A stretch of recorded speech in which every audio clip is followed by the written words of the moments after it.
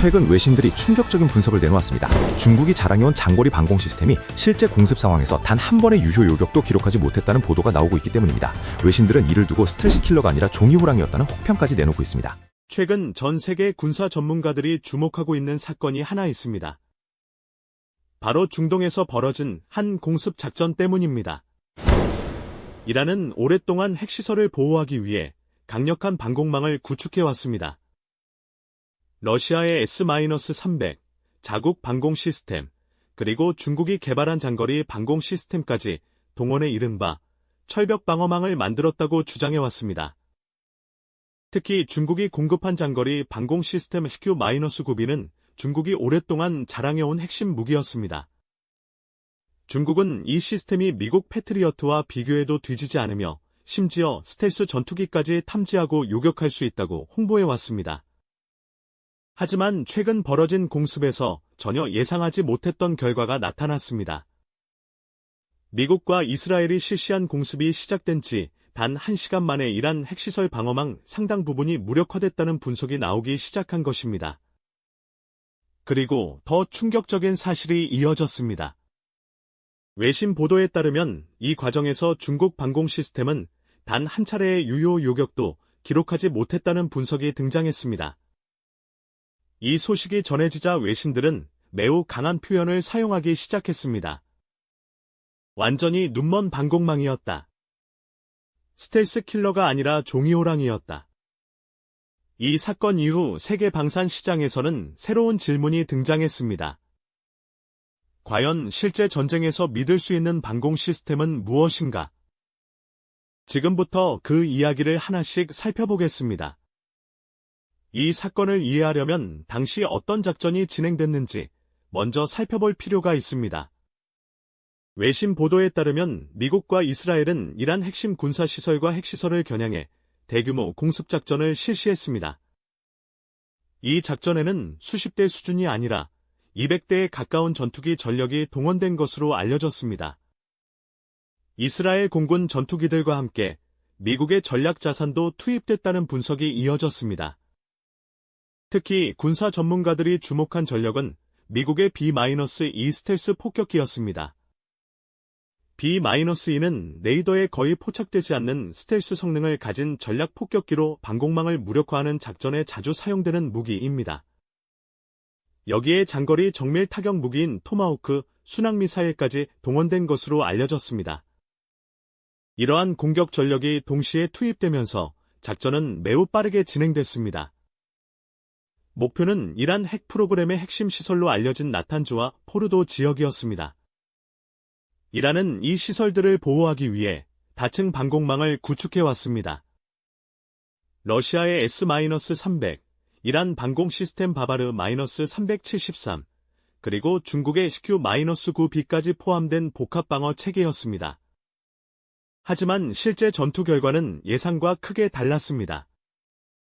외신 분석에 따르면 공습이 시작된 지 단 1시간 만에 이란 핵시설 방어망 상당 부분이 무력화된 것으로 보인다는 평가가 나오기 시작했습니다.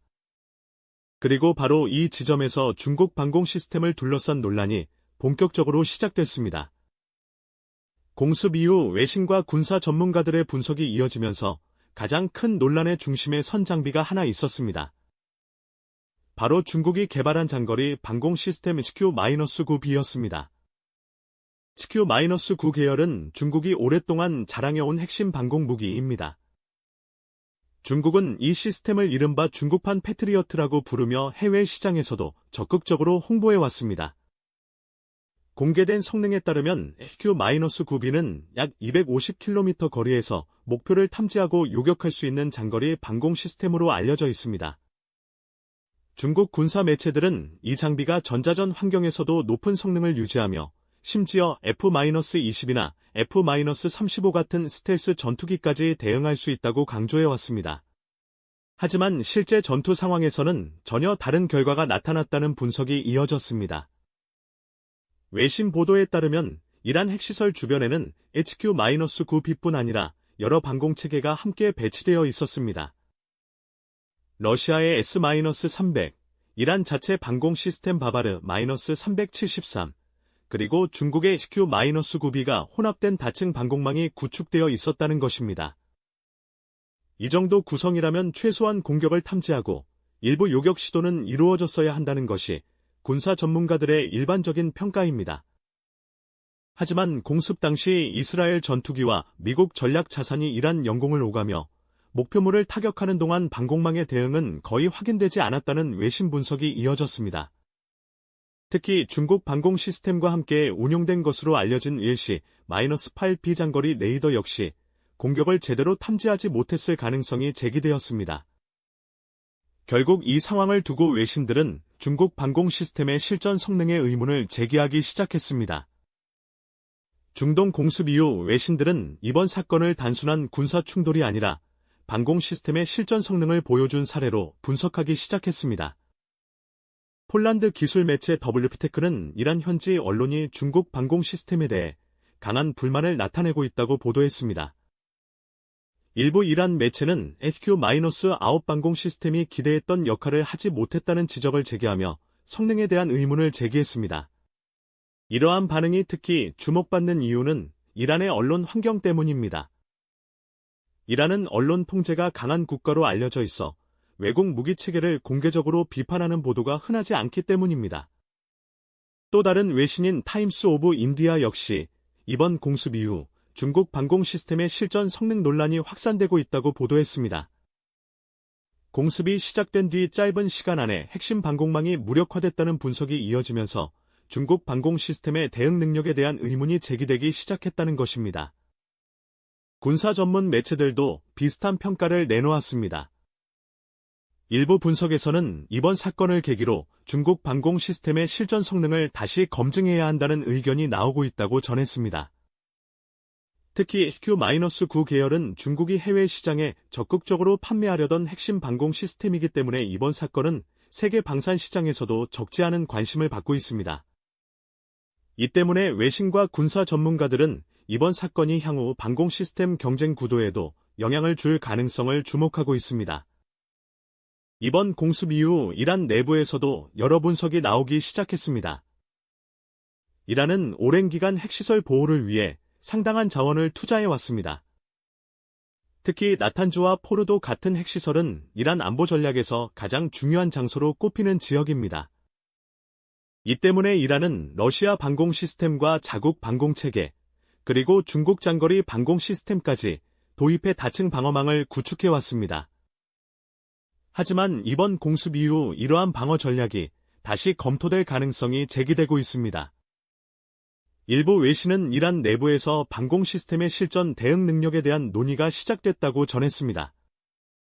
특히 핵시설 방어라는 중요한 임무에서 기대했던 수준의 대응이 이루어지지 못했다는 평가가 나오면서 군사 전략 전반을 점검해야 한다는 의견도 등장하고 있다는 것입니다. 군사 전문가들은 이러한 반응이 단순한 불만을 넘어 향후 방공 전략 변화로 이어질 가능성도 있다고 분석합니다. 방공 시스템은 국가 안보에서 가장 중요한 방어 자산 가운데 하나입니다. 한번 신뢰에 문제가 생기면 군 내부뿐 아니라 정치적 논쟁으로까지 이어질 수 있기 때문입니다. 이 때문에 일부 분석에서는 이번 사건이 이란의 방공 체계 재편 논의로 이어질 가능성도 제기되고 있습니다. 그리고 바로 이 지점에서 또 하나의 변화가 감지되기 시작했습니다. 이번 사건 이후 세계 방산 시장에서도 방공 기술을 다시 비교하려는 움직임이 나타나기 시작한 것입니다. 이번 사건이 주목받는 또 하나의 이유는 세계 방산 시장에도 영향을 줄 수 있기 때문입니다. 방공 시스템은 단순한 무기가 아니라 한 국가의 하늘을 지키는 핵심 방어 자산입니다. 그래서 방공 무기는 다른 무기보다 훨씬 높은 신뢰를 요구받습니다. 군사 전문가들은 방공 시스템의 가치는 실전 경험에서 크게 달라진다고 말합니다. 실제 전투에서 성능이 입증된 무기인지 여부가 국제시장에서 매우 중요한 기준이 되기 때문입니다. 이번 사건 이후 외신과 군사 전문가들은 세계 각국의 방공 시스템을 다시 비교하기 시작했습니다. 어떤 장비가 실제 전투 환경에서 안정적인 성능을 보여줄 수 있는지 분석이 이어지고 있는 것입니다. 특히 중동 지역은 전 세계에서 미사일 위협이 가장 높은 지역 가운데 하나로 꼽힙니다. 사우디아라비아와 아랍에미리트, 카타르 등 여러 국가가 이미 수십억 달러 규모의 방공망을 구축해왔습니다. 이 때문에 방공기술 경쟁은 오랫동안 미국과 유럽 기업들이 주도해왔습니다. 미국의 패트리어트 시스템과 이스라엘 방공기술이 대표적인 사례입니다. 하지만 최근 몇 년 사이 러시아와 중국 등 여러 국가가 방공 시스템 시장에 적극적으로 진출하면서 경쟁 구도가 점점 복잡해지고 있습니다. 그리고 바로 이 경쟁 속에서 각국 방공 기술을 다시 비교하려는 움직임이 나타나기 시작했습니다. 세계 방공 기술을 다시 비교하려는 움직임이 나타나면서 군사 전문가들과 외신들은 여러 국가의 방공 시스템을 다시 살펴보기 시작했습니다. 그리고 이 과정에서 한국 방공 기술 역시 함께 언급되기 시작했습니다. 한국은 비교적 짧은 기간 동안 방산 기술을 빠르게 발전시켜온 나라로 평가받고 있습니다. 특히 최근 몇 년 사이 한국 무기 수출이 크게 증가하면서 세계 방산 시장에서 존재감이 커지고 있습니다. 전차와 자주포, 전투기뿐 아니라 방공 시스템 분야에서도 한국 기술이 점점 주목받고 있다는 분석이 나오고 있습니다. 대표적인 사례가 한국이 개발한 중거리 방공 시스템 천궁2, 즉 M3입니다. 천궁2는 한국이 독자 기술로 개발한 지대공 유도무기 체계로 알려져 있습니다. 다기능 레이더와 교전 통제소, 이동식 발사대를 하나의 체계로 묶어 운용하는 방식입니다. 이 시스템은 항공기뿐 아니라 탄도, 미사일과 드론 등 다양한 공중 위협에 대응할 수 있도록 설계된 방공 체계입니다. 실제로 중동 지역에서도 한국 방공 기술에 대한 관심이 점점 높아지고 있습니다. 아랍에미리트는 이미 한국과 천궁2 도입 계약을 체결한 상태이며 이 계약은 한국 방산 수출 역사에서도 상당한 규모의 거래로 평가되었습니다. 이러한 움직임은 최근 세계 방산 시장의 흐름과도 연결되고 있습니다. 군사 전문가들은 앞으로 방공 시스템 시장에서 성능과 함께 가격 대비 효율성도 중요한 기준이 될 것이라고 분석하고 있습니다. 이번 사건은 단순한 공습작전 이상의 의미를 갖는다는 분석이 나오고 있습니다. 현대 전쟁에서 방공 시스템은 국가의 핵심 방어 자산입니다. 미사일과 드론, 전투기가 동시에 등장하는 복잡한 전장에서 방공망이 얼마나 안정적으로 작동하는지는 국가 안보에 직접적인 영향을 미치기 때문입니다. 그래서 각국은 수십억 달러를 투자해 방공체계를 구축하고 있습니다. 하지만 이번 사건은 아무리 강력한 방공망이라도 실제 전투 상황에서는 예상과 다른 결과가 나타날 수 있다는 점을 다시 보여주었습니다. 이 때문에 군사 전문가들은 앞으로 방공 기술 경쟁이 더욱 치열해질 것으로 보고 있습니다. 특히 중동과 유럽, 아시아 지역에서는 미사일 위협이 계속 증가하고 있기 때문에 각국은 더욱 신뢰할 수 있는 방공 시스템을 찾으려 할 가능성이 높습니다. 결국 이번 사건은 하나의 질문을 남겼습니다. 과연 실제 전투에서 가장 신뢰할 수 있는 방공 시스템은 무엇인가? 그리고 앞으로 세계 방산 시장에서 어떤 기술이 새로운 기준이 될 것인가? 이번 사건은 단순한 공습이 아니라 세계 방공 기술의 신뢰도를 시험한 순간이었습니다. 앞으로 어떤 나라의 방공 시스템이 실제 전쟁에서 살아남을지 세계의 시선이 다시 집중되고 있습니다. 여러분은 어떻게 생각하십니까? 댓글로 의견을 남겨주세요.